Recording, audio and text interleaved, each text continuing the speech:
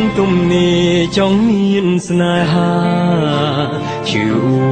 អួលសាបសាឃើញដួងចន្ទថ្លានៅឆ្ងាយ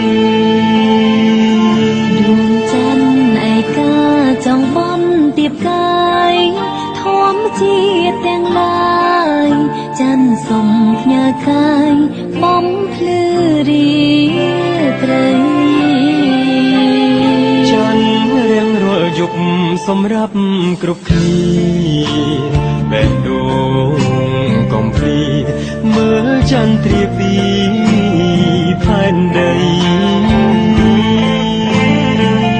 ដួងច័ន្ទយប់នេះអបអររស្មីដឹងទេហេតុអ្វីគឺព្រមកាំងវៃមិនយល់ចិនដាសូមលិនមើលមេ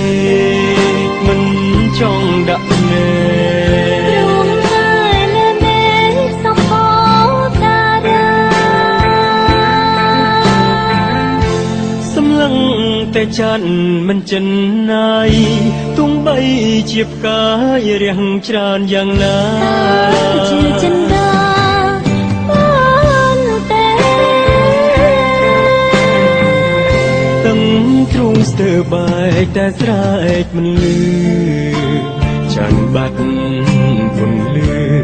ឬច័ន្ទលួចទៅជួបគេ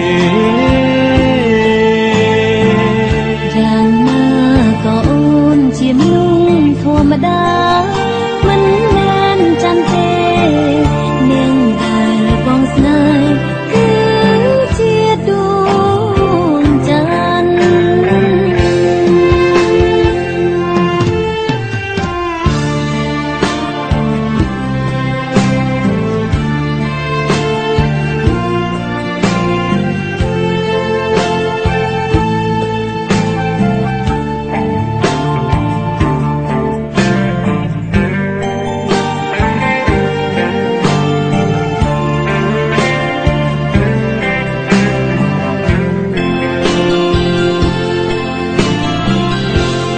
សូមលិនមើលមេមិនចង់ដាក់មេឃរួមតែលើមេសំផតារាសម្លឹងតែច័ន្ទមិនចិនណាយទោះបីជាផ្កាយរាំងច្រើនយ៉ាងណាជាចិនដាបានទេទាំងទ្រូងស្ទើរបែកតែស្រែកមិនលឺ